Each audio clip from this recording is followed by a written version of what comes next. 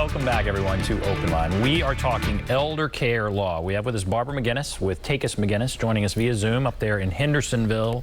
And we're going to talk about wills. What about the executor of a will? What do people need to know? Wills 101. What would you like people to know? And what about the executor of the will? What is that role? Okay. A lot of times people come in and say that they are the executor of mom or daddy's will, their estate. And that's sweet that their parents named them, gave them that position, trusted him that way, but it's only a valid role or a real position when the parent passes away and the will is entered into the probate court system. In fact, a will is nothing more than a Dear Diary entry until it goes to probate court. That surprises a lot of people because somehow they've got it in their brain that if they have a will, it directs the disposition of their assets and avoids probate. And that's not true. A will is designed to be probated. A trust is designed to avoid probate. All right, so here's a couple of no-nos that I have seen in the last week or so. A downloaded will from the internet with blanks that somebody has handwritten in. It's all over. And then it even looks like maybe they downloaded a will that didn't even have blanks. They just erased or used whiteout over names and wrote certain names in. Courts don't like that. Okay, it's a really good chance that if that will is ever admitted to probate, will get thrown out. Another thing that I saw earlier this week, a will that did not name all of their children. The decedent testator had 3 children. Their will only names 2 children. Now, it's perfectly fine to only leave your estate to 2 of your 3 children if that's what you desire, but you still have to name all of your children, living or deceased, in your document. That's part of the proof that you have testamentary capacity, that you have named these people. You know who the objects of your bounty would be. You know who your descendants would be. So name all of the children and then give them what you want to give them.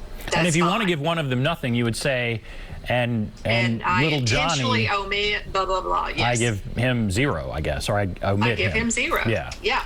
That's interesting.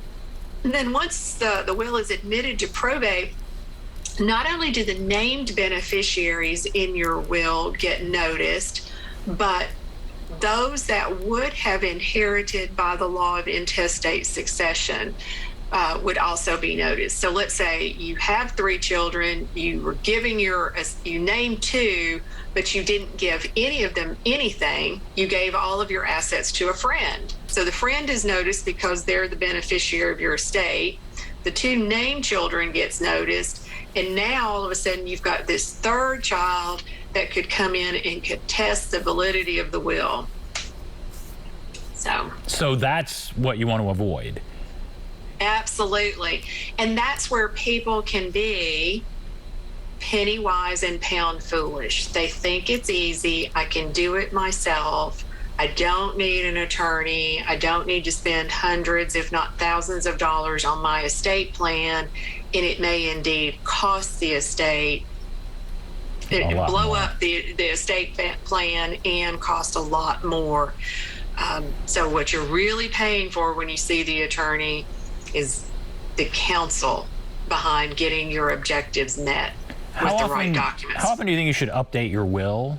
How often do you do that? Yeah, when there's a significant life change, you get divorced, you get remarried, you have more children, children die. Perhaps there is a huge life-changing event other than that, a diagnosis that will make it more likely it's life-shortening or life-changing, may change your estate plan. Maybe there's tax law changes, and for that reason, you probably need to at least have your will reviewed about every 10 years. So let's say you're married to the same person, everybody's healthy, all the kids are stable, nobody's getting a divorce, and nobody's had a major life event, you probably still want to check in with your attorney about every 10 years to make sure your documents still do what you want to have done. Very interesting. Okay. All right, we have a few minutes left. What else? What do you want people to take away? Let's say we have 2 minutes left. The bottom line, what do you want people to take away here? I want people to start thinking about a concept called solo aging. And it's not something that we may not intend to do that, but it happens to some of us as we get older. Perhaps we've never married, or we're divorced and not remarried, no children, estranged children. You're entering this whole world of the elder care continuum, independent, but alone. Doesn't mean you don't have friends, doesn't mean you're not related to somebody, but there's nobody you can put in those positions of authority in your life, like power of attorney or trustee or executor. How are those roles going to be managed?